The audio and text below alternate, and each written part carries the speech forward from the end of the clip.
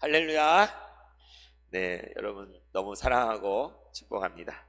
우리는 참 긴 시간 동안 고린도후서 말씀을 한 절 한 절 보면서 고통받는 교회에게 보낸 그 위로의 편지 함께 나눠왔는데, 이제 지난 시간부터는 그걸 마치고 대림절 전까지 시편 말씀을 4주 동안 나누기로 했잖아요, 그죠? 그래서 지난주에 우리가 시편 1편 말씀, 모든 전체 시편의 표제이고 천문이 되는 시편 1편을 같이 나누면서 지혜의시로 노래하라 라는 제목을 함께 말씀을 보았어요. 그래서 맨 처음 어떻게 시작해요? 복 있는 사람은 히브리어로 뭐라고 했어요? 기억나세요? 아쉬레 하이시. 네, 네네, 대단하십니다. 복되도다 그 사람이여 아쉬레 하이시. 복되도다 그 여인이여. 그 뭐예요? 아쉬하 이샤. 여자는 이샤예요, 남자는 이시고. 그래서 복되도다 그 사람에서 진실로 복된 사람이 누구인가? 성경은 복된 사람이 누구인가, 복 있다는 것이 무엇인지에 대해서 우리에게 가르쳐준 책인데, 시편은 특별히 그 복된 사람, 우리가 지난 시간 본 것처럼 악인의 꾀를 쫓지 않고 죄인들의 길을 서지 않고 오만한 자들의 자리에 앉지 아니하고 오직 여호와의 율법을 즐거워하여 그 율법을 주야로 묵상하는도다. 하나님 말씀만 기뻐하며 그 약속만 붙잡고 묵상하는 사람이 복이 있대요. 그러니까 이 복 있는 사람 주위에는 악인들이 드글드글하고 죄인들이 드글드글하고 오만한 자들이 드글드글한데, 그럼에도 불구하고 이 사람은 그 속에서 오직 하나님 말씀만 의지하며 나아가는 사람, 이 사람이 진정 복 있는 사람이라는 것을 우리 지난 시간 나눴습니다. 그는 마치 시냇가에 심겨진 나무와 같이 시절을 따라 열매를 맺고 푸르르며 마르지 않고 많은 사람들에게 복을 끼치는, 많은 사람들 쉬어가게 하고 그늘을 주고 열매를 주고 많은 사람을 형통케 하는 그러한 시냇가에 심겨진 나무와 같아서 하나님께서 그를 통해 복을 주시고 복이 흘러가게 하신다는 것이죠. 그래서 결론적으로 무엇이었습니까? 악인들의 길과 의인들의 길이 있는데, 그러니까 나 혼자가 아니었던 거예요. 주의 말씀을 의지하는 사람이 여럿인데, 악인들의 길과 의인들, 인생에는 두 길이 있는데 의인들의 길은 여호와께서 인정하시지만 악인들의 길은 어떻게 돼요? 망하리로다. 이게 결정적인 거예요. 의인들의 길은 여호와께서 인정하시나 악인들의 길은 망하리로다. 우리는 그 두 길 가운데 선택을 해야 되는 거죠. 이제 이어진 모든 시편의 말씀은 그 여호와의 율법을 지고 말씀을 붙들고 주의 의로운 길을 가는 사람의 신앙의 고백, 기도, 찬양, 그리고 시편 가운데는 그들을 박해하고 죽이려 하고 해하려고 하는 악인들, 죄인들, 오만한 하나님 없다는 사람들이 어떠한 모습인지가, 그들이 가는 길이 적나라하게 나오는 것이 바로 시편이에요. 그래서 시편 1편에서는 바로 두 길, 의인들의 길과 악인들의 길에 대해서 우리에게 가르쳐주면서 당신은 어떤 길을 택하겠습니까? 정말 복된 사람이 되길 원하십니까? 그렇지 않습니까? 바람에 나는 겨와 같게 갖고 싶으십니까? 그것을 우리 질문하면서 시편 1편이 시작을 했죠. 이제 오늘 두 번째 시간, 시편 산책 두 번째 시간은 시편 23편을 같이 보면서 신뢰의 시로 노래하라 라는 제목으로 나눌까요? 따라볼까요? 신뢰의 시로 노래하라. 신뢰의 시로 하나님께 노래하라. 제가 지난 시간 시편 장르를 5가지 얘기했잖아요. 기억나세요? 첫 번째 찬양시가 있고, 가장 많은 것은 탄원시가 있고, 그 다음 신뢰의 시가 있고, 감사의 시가 있고, 지혜의 시가 있다. 지혜. 그래서 지난 시간 우리 시편 1편은 지혜의 시에 지혜 교훈의 시. 그래서 마치 잠언처럼 우리 성도들에게 가르쳐주는, 우리에게 들려주는 그게 지혜의 시예요. 근데 이제 오늘 나누고자 하는 것은 신뢰의 시. 하나님을 믿습니다, 주님을 신뢰합니다 라고 고백하는 신뢰의 시. 그 중에 가장 대표적인 것이 시편 23편인 것이죠. 그래서 정말 역사 속에 그리스도인들의 가장 사랑받는 시편이 뭐냐? 바로 시편 23편이래요. 미국인들이 제일 좋아하는 시편이 시편 23편이에요. 왜 그럴까? 여러분들 시편 23편 좋아하시죠? 여호와는 나의 목자니 내가 부족함이 없으려 암송하시잖아요, 그죠? 왜 그러냐? 아마도 이 세상이 너무나 불안하고 한치 앞을 알 수 없고 믿을 수 있는 것이 없고 믿는 도끼에 발등 찍히는 게 우리의 삶이잖아요. 그래서 정말 우리가 신뢰할 누군가가 필요한데, 정말 참으로 신뢰할 수 있는 그 하나님, 그분을 고백하는 것이 시편 23편이잖아요. 그래서 이 시를 그렇게 좋아하는 것 같습니다. 그래서 이 시를 함께 나누기 전에 나는 믿음으로 라는 찬양인데, 이 곡을 먼저 같이 불러보고 나누기 원합니다. 가사는 이렇습니다. 나는 믿음으로 주 얼굴을 보리니 아침에 깰 때에 주 형상에 만족하리. 나 주님을 닮기 원하네. 믿음으로 주 얼굴 보리라. 이런 노래인데 같이 한번 들어보시고 불러보도록 하겠습니다. 나는 믿음으로 주 얼굴 보리니. 나는 믿음으로 주 얼굴 보리니 아침에 깰 때에 주 형상에 만족하리. 나 주님 닮기 원하네. 믿음으로 주 얼굴 보리라. 나는 믿음으로 주 얼굴 보리니. 나는 믿음으로 주 얼굴 보리니 아침에 깰 때에 주 형상에 만족하리. 나 주님 닮기 원하네. 믿음으로 주 얼굴 보리라. 한 번 더 부르겠습니다. 나는 믿음으로 주 얼굴 보리니. 나는 믿음으로 주 얼굴 보리니 아침에 깰 때에 주 형상에 만족하리. 나 주님 닮기 원하네. 믿음으로 주 얼굴 보리라.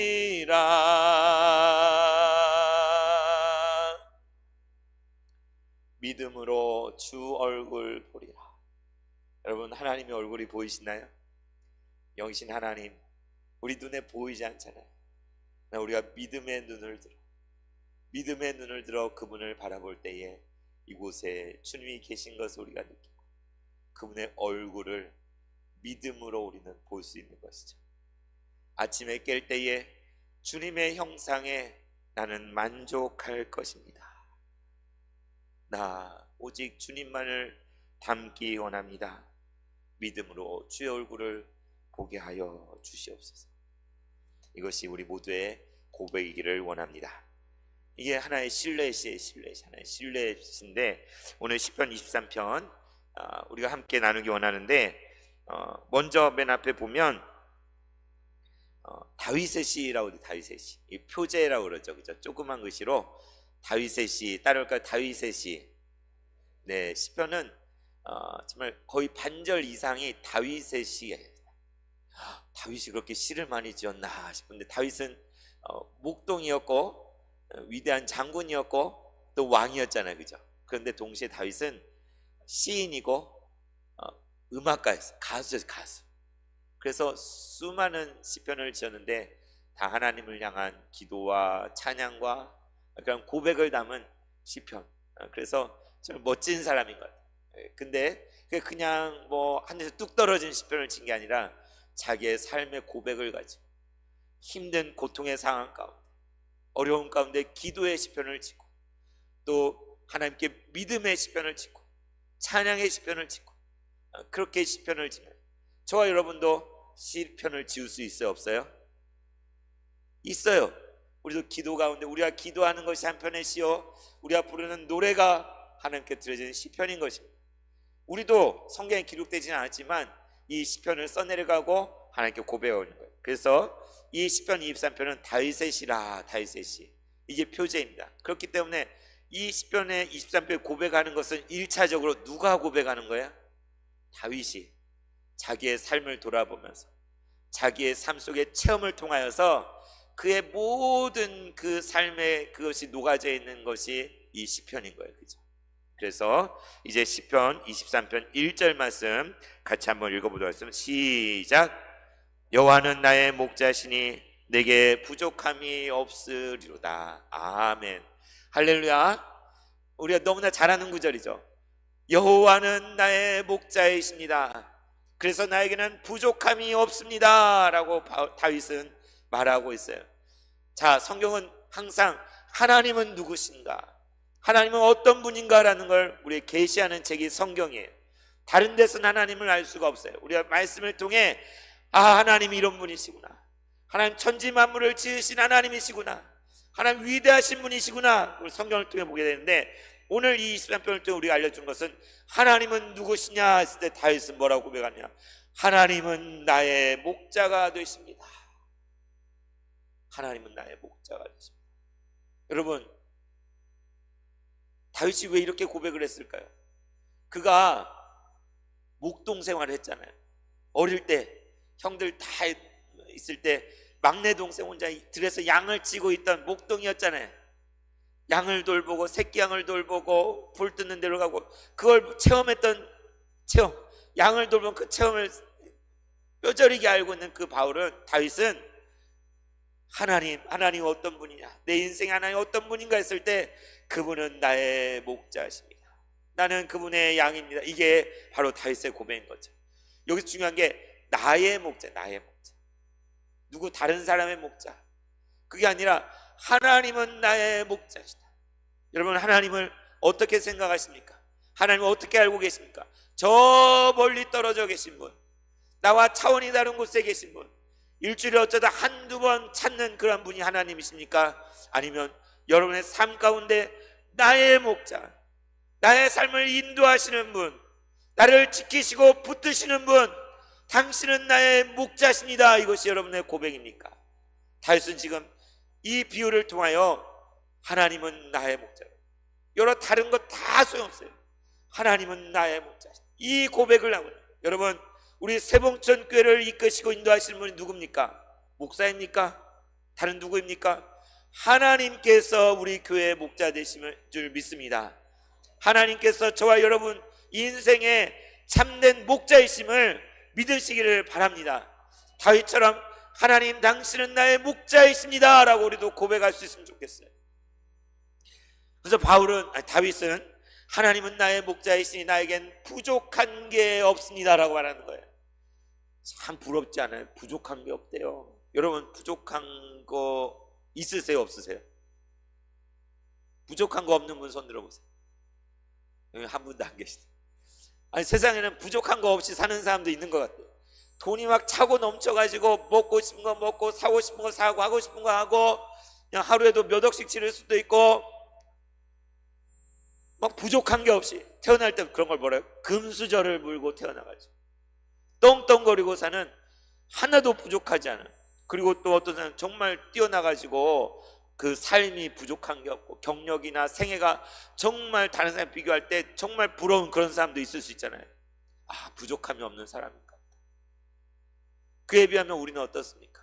우리는 부족한 게 참 많잖아요. 매일매일 살 때 근심, 걱정도 있고 염려도 있고 힘든 것도 있고 아픈 것도 있고 또 문제들이 많아서 풀고 싶어도 잘 해결하지 못해요. 우리 교회 문제 많잖아요. 어려움 많잖아요. 우리의 인생 지금까지 살아온 걸 보면 부족한 거 투성이잖아요. 아까도 우리 집사님과 잠깐 얘기 나누는 너무 힘든가 봐요. 경기가 사업을 하시는데 이렇게 힘든 건 처음이에요. 저 하나님 도와주셨으면 좋겠어요. 아니, 다윗은 좋겠다, 하나님 목자 되셔서 왕도 되고 부족한 게 하나도 없는 그런 인생인가 보다, 부럽다, 그러라고 말하는 걸까요? 아니, 진짜 풍요롭고 가진 거 다 가져서 나 다 가졌다 말하면 거기에 무슨 감동이 있어요? 나는 부족한 게 하나도, 진짜 부족한 게 하나도 없어가지고 난 부족한 게 하나도 없다라고 자랑하고 있으면 얄밉잖아요, 그죠? 아이고 좋겠다, 진짜 부족한 게 없네. 근데 다윗이 정말 부족한 게 하나도 없을까요? 정말 넘쳐나게 모든 걸 다 가지고 있어서 난 부족한 게 없다고 지금 말하는 걸까요?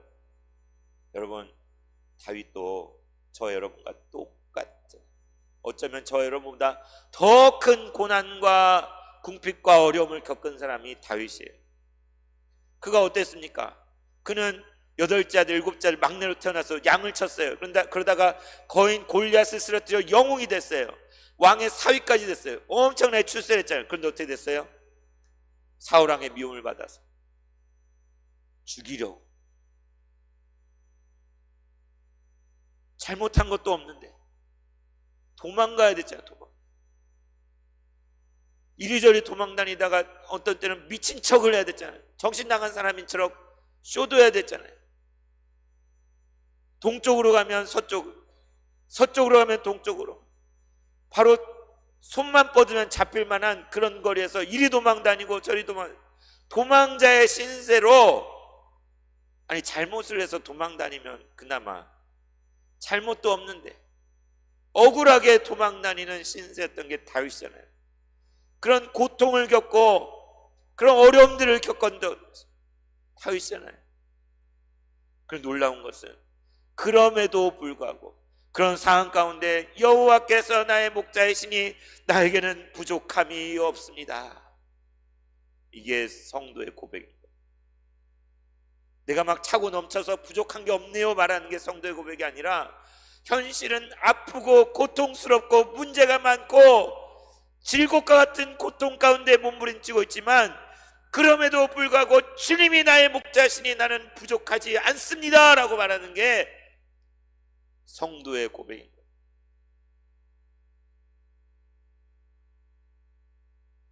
우리도 마찬가지죠. 우리가 아프고 힘들고 고통스러울 때 한숨이 먼저 나오잖아요. 주님 언제까지입니까? 주님 왜 이런 거 허락하십니까? 주님 왜 이 고통을 겪어야 됩니까? 그러나 우리가 그렇게 하소연하다가도, 그러나 주님, 나는 주님을 믿습니다. 오직 주님만을 신뢰합니다. 모든 상황이 어려워지는 것처럼 보일지라도 내가 믿을 수 있는 분은 오직 주님뿐입니다. 이것이 우리의 고백이잖아요. 제가 전에 들은 얘기는 어떤 분이 중병에 걸려가지고 암에 걸렸다고 그래가지고 병원에 입원해 있어서 목사님하고 성도들이 신방을 갔지. 아이고 어쩜 좋아, 큰 병에 걸려, 뭘로 위로하지? 안타까운 마음을 가지고 병실에 갔는데 문 앞에 딱 갔는데 안에서 노랫소리가 나오고, 그 큰 병을 앓고 있는 그 아픈 환우가 거기서 혼자 기도하며 노래하고, 무슨 노래? 이와 같은 때에 난 노래하네, 사랑을 노래하네 주님께. 이와 같은 때에 주님 사랑, 그 노래를 하고 있더라도 신방을 갔던 목사님과 대원들이 어쩔 줄, 우리 어떻게 잘할 수 있을까? 여러분, 우리가 부족한 게 없어서 부족하지 않다는 게 아니라 많은 고난과 어려움이 있지만 주님이 나의 목자가 되시니 나는 부족하지 않습니다. 이것이 우리의 고백인 것입니다. 2절 말씀에 뭐라고 되어 있습니까? 그가 나를 푸른 풀밭에 누이시며 쉴만한 물가로 인도하시는다. 무슨 얘기예요? 여러분, 뭐가 떠오르십니까? 정말 푸르른 풀밭, 시냇물이 졸졸 흐르는 아름다운 풍경, 우리나라에 많이 있는 그런 계곡이 떠오르잖아요, 그죠? 그런 곳에 정말 피서가가지고 이렇게 누워서 수영도 하고 수박도 까먹고 정말 유유작적한 전원적인 목가적인, 그래서 23편 목가시라고 그러는 그런 장면 떠오르잖아요. 근데 이 말씀은 그런 말씀이 아니에요. 이 말씀은 그런 말씀이 아니라 살고 죽는 처절한 생존 싸움 가운데서 하나님께서 나를 살려주시고 나를 붙들어 주신다는 고백이에요.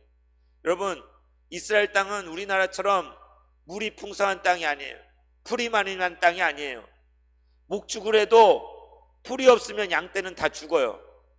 물이 없으면 양떼는 다 목말라 죽어요. 떼죽음을 당해요. 아브라함이 평생 했던 게 우물 파는 우물. 물을 얻어야 사는 거예요. 물을 얻어야. 건기에는 비가 한 방울도 안 내려요. 그래서 푸른 풀밭에 가는 것, 쉴만한 물가에 가는 것은 목숨이 달립니다. 거기에 이르지 못하면 죽는 거예요. 거기에 가지 못하면 목말라 기갈에 죽어야 되는 거예요. 그런데 당신이 나를 살리시기 위해서 저 풀밭으로 나를 인도하시고 저 쉴 수 있는 물가로 나를 인도하신 분이 바로 여호와 하나님이십니다. 이게 다윗의 고백입니다. 여러분, 우리 그냥 저절로 사라지는 거예요. 매일매일 우리는 삶과 죽음 가운데서 여러분 지난 인생 가운데 정말 죽겠다는 순간들이 얼마나 많이 있었습니까? 근데 그 순간마다 나에게 살 길을 열어주시고 다시 살 수 있도록 생명을 얻을 수 있도록 인도하시는 분이 하나님이시라고 다윗은 고백하고 있는 거예요. 바로 여호와 하나님께서 나에게 푸른 풀밭으로 인도해 주셨습니다. 여호와 하나님께서 나를 쉴 만한 물가로 인도하셔서 나의 목마름을 해결시켜 주셨습니다. 이것이 지금 다윗이 하고 있는 고백인 거예요. 우리도 그렇지 않습니까? 우리가 어찌하지 못할 때, 우리가 갈급하고 줄이고 목마를 때 여러분 힘으로 살아났나요? 여러분 힘으로 그것을 다 극복한 것으로 생각하십니까? 우리 교회가 여기까지 올 때에 그 모든 시련을 여러분의 힘으로 다 우리의 힘으로 했을까요? 살아계신 하나님께서. 우리 기적 같은 일을 많이 경험했잖아요. 하나님께서 역사하셔서 우리를 풀밭으로 인도하셔 먹이시고 물가로 인도하셔서 마시게 하시는 그런 것 가운데 우리가 있었는 줄 믿습니다. 저 여러분의 인생이 다윗과 다르잖아요. 우리도 그래요. 우리도 여전히 지금도 많은 어려움들이 있잖아요. 그럼 우리가 살 수 있는 게 어떻게 그렇습니까? 주님이 인도해 주셨어요. 주님이 풀밭으로 인도해 주시고 물가에서 쉬게 해주셔서 우리가 지금 이렇게 나와 예배할 수 있는 것입니다. 3절은 이렇게 이야기하고 있습니다.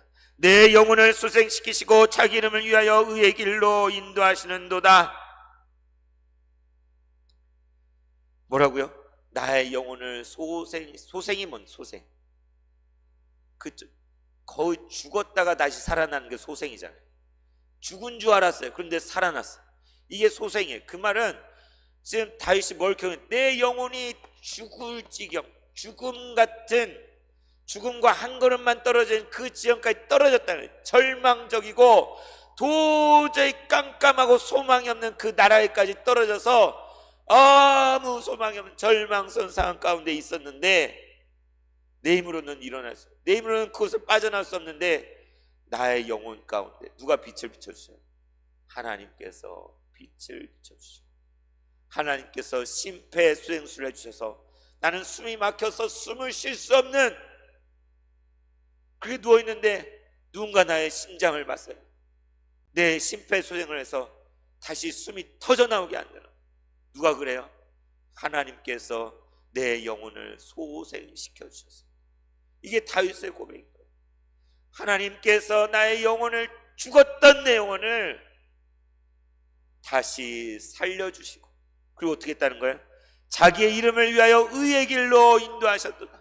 하나님 당신의 이름을 위해서 우리를 일으켜 주저앉아 있고 누워있던 동안에 다시 붙잡아 일으켜 세워주셔서 다시 길을 가게 하시. 길을, 시편 1편에 의인들의 길과 악인들의 길 있잖아요. 오늘 의의 길을 가게 하신다는 거. 나는 갈 힘이 없는데 어디가 가야 될 길인지 모르는데 그분이 나를 인도하셔서 내 영혼을 다시 소생시켜 주시고 다시 기운을 내서 일으켜 세워서 멈췄던 그 길, 가다 포기한 그 길, 잃어버렸던 그 길, 의의 길, 하나님이 인정하시는 그 길을 가도록 격려해 주시고 인도해 주시고 붙들어 주시고, 내가 휘청거릴 때 붙들어 주시고 딴 길로 갈 때 다시 바른 길로 가게 해주시고, 하나님께서 그렇게 하신다는 거예요. 악인들의 길을 가면 어떻게 돼요? 망해요. 망해. 의의 길은 하나예요. 예수 그리스도 안에서 시온의 대로는 하나예요. 악인들의 길은 사방팔방으로 뻗어 있어요. 우리가 그 길로 가면 망하잖아요. 죄인들의 길, 악인의 길, 오만한 자들의 길로 가면 우리는 망해요. 어떻게 우리가 그걸 구별할 수 있습니까? 하나님께서 우리를 일으켜 세우셔서 의의 길로, 하나님이 인정하신 그 길로 인도하시는 분이 하나님이시라는 거예요. 내가 똑똑해가지고 그 길을 찾은 게 아닙니다. 내가 뭔가 능력이 있어서 의의 길을 찾아낼 수 있는 게 아니에요. 하나님이 보여주셔야 돼요. 하나님이 인도해 주셔야 돼요. 우리 세봉촌교회가 가는 길도 우리 맘대로 가는 길이면 안 돼요. 하나님이 인정하시는 그 의의 길을 우리가 따라가야 돼요. 더딜지라도, 오래 걸릴지라도, 눈물 나고 고통스럽고 상처 있고 아플지라도 하나님이 인정하시는 그 의의 길을 우리는 따라가야 돼요. 불법의 길을 가면 안 돼요. 속임수와 거짓의 길을 가면 안 돼요. 억울하고 분하고 속상해도 다윗이 얼마나 억울하고 분했겠어요. 그런다고 사울을 자기 손으로 죽였나요? 안 그러잖아요. 하나님께. 우린 기도해.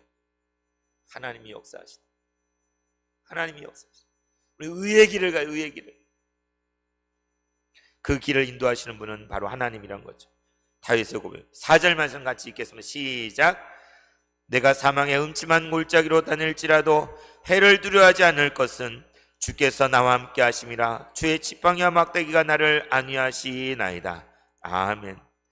자, 뭐라고 얘기해? 내가 사망의 음침한 골짜기로 다닐지라도. 아니, 사망 음침한 골짜기로 왜 가요? 왜 가? 안 가야지. 여러분, 다닐 때 밝은 데로 다니세요? 깜깜한 데로 다니세요? 깜깜한 길 좋아하는 분 계세요?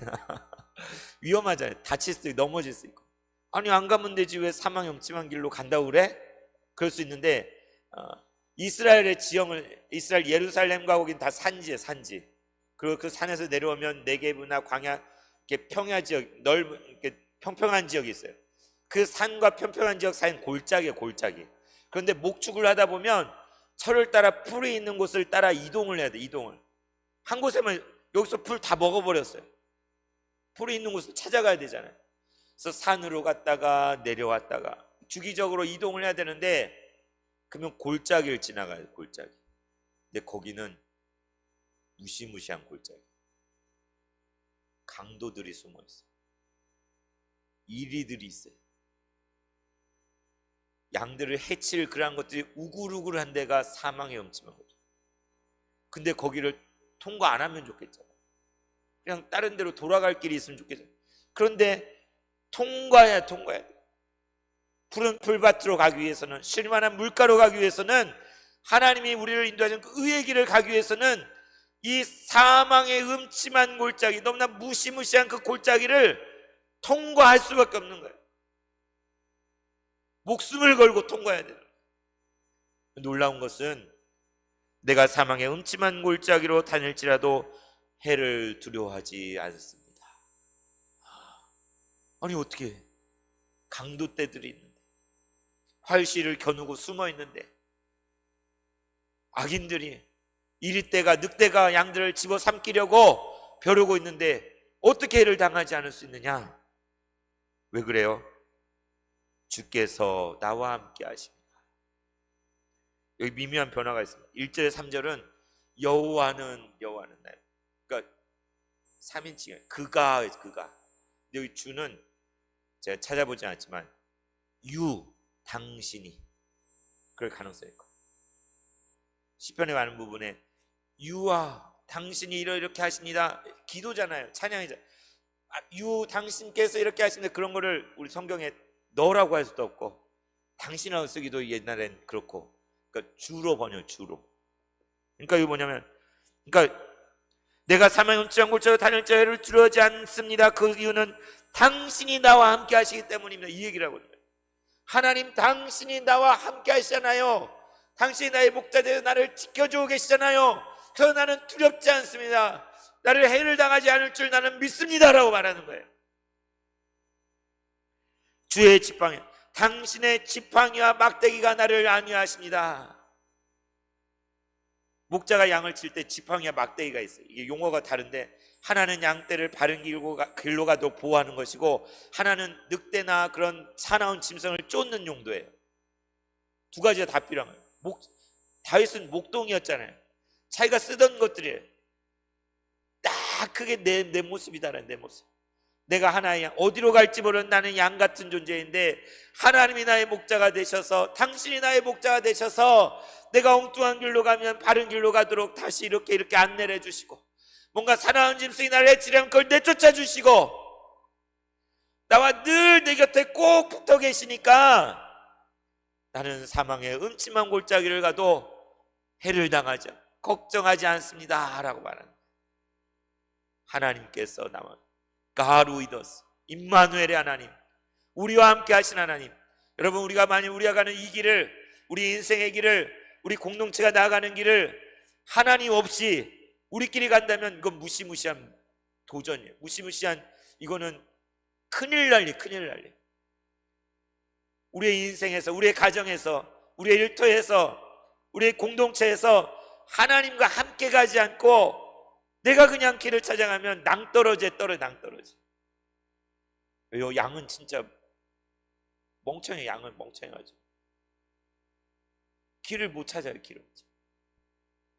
그래서 예수님 비유하셨죠. 한 마리 잃어버린 양의 비유를 하죠. 99마리가 있어도 한 마리 그 잃어버린 양을 찾아가는 선한 목자, 길을 잃어버리고 덤불에 갇혀서 울부짖고 있는 그 양을 찾아오는 사람이 딱 하나 있어요. 목자가 찾아. 예수님 뭐라고 했습니까? 나는 선한 목자라. 선한 목자는 양을 위하여 목숨을 버리거니와 삭구는 그렇지 않으니 이리 때가 오면 도망가 버립니다. 이리 때는 집어삼켜요. 제가 예수님은 아니지만 사꾼이 되고 싶진 않아요. 도망 안 가는 거예요. 여러분도 도망 안 가잖아요.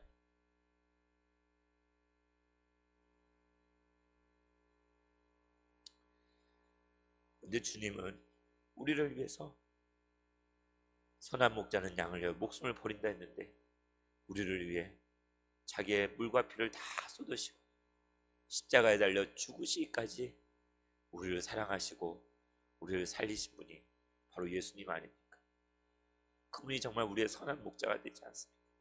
이 시편 23편이 고백하는 그 여호와 하나님, 바로 예수님의 그 모습 가운데 그대로 박혀요.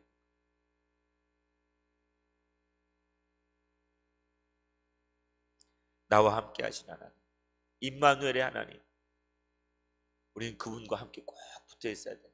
딴 데 가면 안 돼. 교회에서만이 아니라 아침에 깨서 하루를 사는 온 시간 가운데 주님과 동행. 참 감사한 게, 저희 큰애가 어떻게 신앙이 싹 트고 있나. 이번에 입교했잖아요. 중간고사 보는데 기도하면서 하나님께 기도하면서, 그리고 친구 전도도 지어야 돼. 힘들어하는 친구가 있는데 막 1시간 2시간 동안 전도를 했대. 그럴 애가 아닌데. 그 친구랑 같이 뭐 수능날 뭐 사나이 교회에서 뭐 하는데 거기도 같이 가자라고 해서 같이 가기로 했대. 너무 감사. 하나님께서 역사하신 줄 믿습니다. 하나님이 함께 하신 줄 믿습니다. 5절 말씀 같이 읽겠습니다. 시작. 주께서 내 원수의 목전에서 내게 상을 베푸시고 기름을 내 머리에 부으셨으니 내 잔이 넘치나이다. 이 앞에까지 양과 목자의 관계를 고백하는, 갑자기 주께서 당신이 나에게 큰 잔치상을 베풀어 주셨습니다 라고 말하는 거예요. 갑자기 잔치가 벌어졌어. 근데 나를 위한 잔치, 누가 베풀어줘요? 하나님이 베풀어 주신 거예요. 여러분, 저는 막 되게 쑥스러워가지고 저를 위해 막 뭘 베풀면 그러면 막 도망가고 막 그런 그렇습니다. 그러니까 막 좀 그런 제 좀 소박한데, 여러분 막 생일 잔치 이런 거 해보시고, 환갑 잔치, 뭐 칠순 잔치 이런 거. 근데 주인공 돼가지고 이렇게 자녀들이 다 와서 이렇게 막 잔치상, 음식도 이거저거 하고 생신날에 막 이렇게 잔치하잖아요. 그때 정말 하나님께 감사하게 되잖아요. 근데 나에게 잔치상이 펼쳐졌는데 하나님이 차려주신 밥상을, 그것도 내 원수의 목전에서. 여러분, 우리 현실에 원수가 있어요, 없어요? 있어요. 원수는 가상의 인물이 아니에요. 영적으로든 실제적으로 육적으로든 리얼리티, 현실은 사단 마귀의 꾀가 있고 악인들과 죄인들이 있고 우리의 삶을 무너뜨리고 믿음을 무너뜨리고 망가뜨리고 패망하게 하려는 원수들이 있는 거예요. 오늘 우리가 시편 교동문에서도 나오잖아요. 나의 대적들 나의 원수들인 그들은 실족하여, 악인들이 내 살을 먹으러 내게로 왔으나 나의 대적들 나의 원수들인 그들은 실족하여 넘어졌도다. 군대가 나를 대적하여 침칠지어 내 마음이 두렵지 아니하며. 다윗의 삶 가운데 그를 죽이려고 하고 음해하고 고통스럽게 하는 수많은 원수들, 그를 무너뜨리려고 하는, 믿음을 무너뜨리려고 하는 원수들. 근데 하나님께서 기가 막힌 만전을 그 원수들이 보는 앞에서, 그 원수가 보는 앞에서 큰 상을 차려서 하나님께서 우리에게 베풀어 주신다는 거예요. 이거 어떻게 감당할 수 있어? 내가 한 게 뭐가 있다? 나는 그저 주님 인도하시는 대로 그냥 따라갔을 뿐인데, 이런 놀라운 것으로 갚아주시는 하나님, 채워주시는 하나님, 원수가 부끄럽도록, 원수가 더 이상 할 말이 없도록 원수가 보는 앞에서 큰 상을 베풀어 주시고 기름을 내 머리에 부어 주셨으니 나의 잔이 넘치나이다. 기름 부으심이 있다는 거예요. 기름 부으심. 여러분, 그리스도 기름 부음 받은 자란 말이잖아요. 누구에게 기름 부었습니까? 왕에게만 기름 부을 수 있어요. 제사장에게만, 선지자에게만 기름 부을 수 있었어요. 그런데 다윗이 목동일 때 양을 치고 있을 때 아버지가 불러서 가봤더니 사무엘 선지자가 와 있는데 그를 오라고 하더니 그의 머리에 기름을 부어줬잖아요. 그 체험이 있잖아요. 하나님, 당신이 나에게 기름 부어주소서. 내 잔이 비지 않도록, 내 잔이 반만 차고 내 잔이 흘러 넘치도록 하시는 분이 바로 하나님 당신이십니다. 저 우리의 인생의 잔이 깔딱깔딱 메마르고 비어있다면 얼마나 비참하겠습니까? 그런데 흐르고 넘쳐서 다른 사람들에게까지 퍼져가도록 그렇게 우리의 잔이 넘쳐난다면 얼마나 복된 삶이겠습니까? 다윗이 나의 삶을 돌아보니 나의 삶에 당신께서 나에게 큰 상을 베풀어 주시고 내 머리에 기름을 부어 주시고 내 잔이 넘치게 하시는 분이 바로 당신이십니다 라고 고백하는 거예요. 제가 내년을 구상하면서 기도하는데 오버플로잉, 흘러넘치는, 이걸 가지고 기도하게 하죠. 올해 성령의 위로가 넘치는 게 거기도 넘친다고 했잖아요. 흘러넘치는, 내 잔이 넘치는, 이게 다윗의 고백이에요. 나는 당신 때문에, 하나님 당신 때문에 나는 그 기름 부으심 안에서 내 잔이 차고도 넘쳐서 많은 사람들의 강수가 질러가게 하십니다. 이 고백을 다윗은 하고 있는 것입니다. 마지막 6절에 뭐라고 고백합니까? 결론이죠. 나의 평생의 선하심과 인자하심이 반드시 나를 따르리니 내가 여호와의 집에 영원히 살리로다. 아멘. 무엇을 얘기합니까? 나의 평생을 통하여 지난날 과거를 돌아보니 지난날 동안에 지금 걸어가는 이 길 가운데 아직 가보지 않지 앞으로 갈 모든 그 길 가운데 나의 평생을 통하여 내가 어디로 가든지 왼쪽으로 가든지 오른쪽으로 가든지 저기로 가든지 뭐가 졸졸 따라와요. 계속 따라와요. 뭐요? 주의 선하심과 당신의 선하심과 인자하심이 나를 반드시 따르리니. 아니 처음엔 목자 되신 예수님 주님을 따라서 내가 따라갔잖아요. 근데 어느 순간 보니까 그분이 나와 함께하고 계셔요. 내 곁에 계세요. 이제 보니까 내가 막 도망가도 쫓아와요. 아유 주님 하고 막 이렇게 도망가도 그분의 선하심과 인자하심 나를 막 쫓아와요. 이쪽으로 가도 그분의 선하심과 인자하심 나를 따라와요. 떨쳐낼 수가 없어요. 이거 끊어낼 수가 없어요. 하나님 집요한 분이에요. 얼마나 감사해요. 나의 평생에 선하심과 인자하심이 반드시 나를 따르리. For God is good and His mercy endures forever. 주의 선하심, 인자하심, 주의 선하심, 인자하심이, 주의 선하심과 인자하심이 영원하시도다.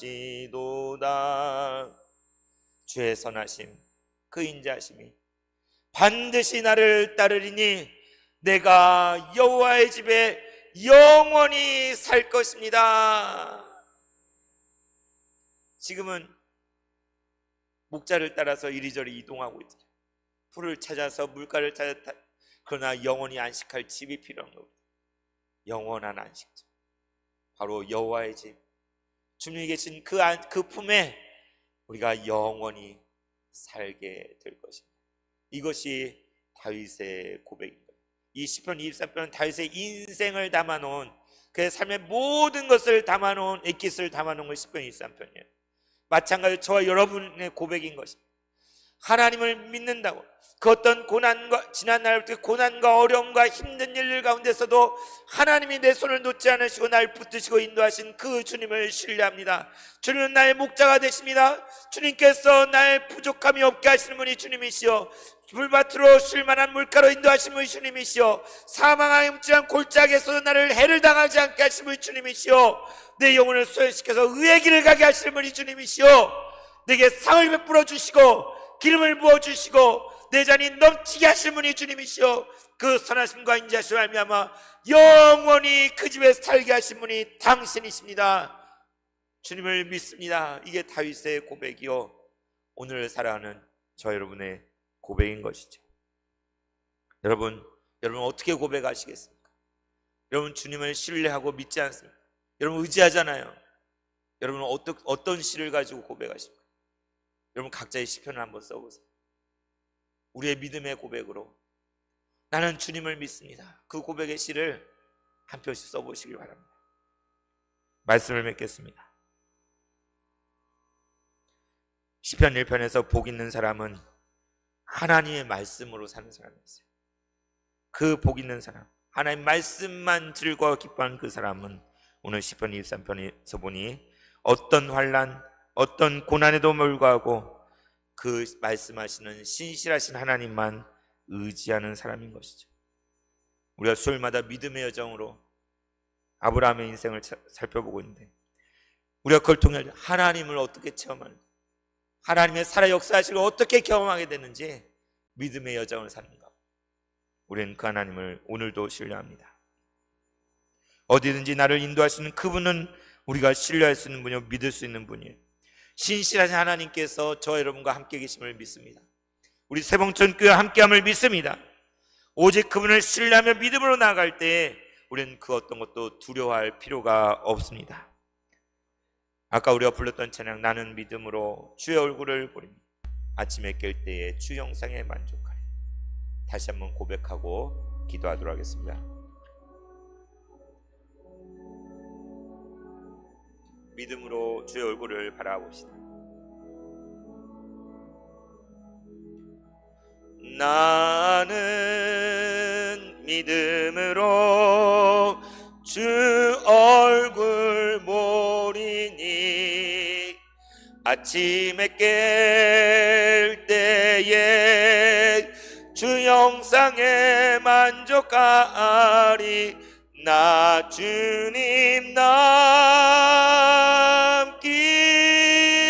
원하네. 믿음으로 주 얼굴 보리라. 나는 믿음으로 주 얼굴 보리니 나는 믿음으로 주 얼굴 보리니 아침에 깰 때에 주 형상에 만족하리. 나 주님 남기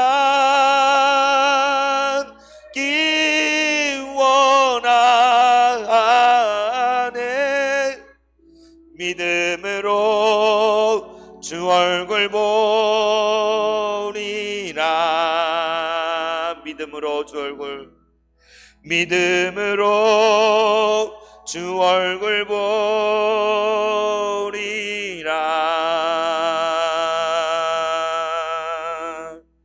믿음으로 주 얼굴 보리라.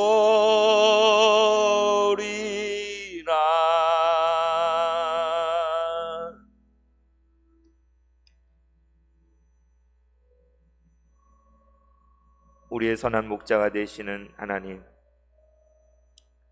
우리가 오늘 신뢰의 시로 주님을 노래하게 하시니 감사드립니다. 선한 목자 되신 주님을 신뢰함으로 부족함이 없는 삶을 살게 하여 주시옵소서.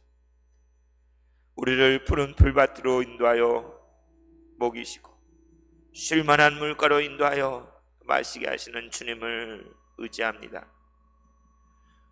우리 영혼이 주님을 알면 다시 소성하게 하여 주시고 우리를 일으켜 세워주셔서 의의 길을 계속해서 나아가게 하여 주시옵소서. 사망의 음침한 골짜기를 지날 때에도 두려워하지 않을 것입니다.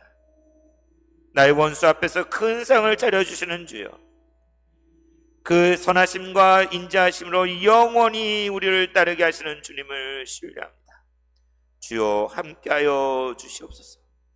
주님을 믿고 의지하며 나아가게 하여 주시옵소서. 우리 주 예수 그리스도 이름으로 기도드리옵나이다. 아멘.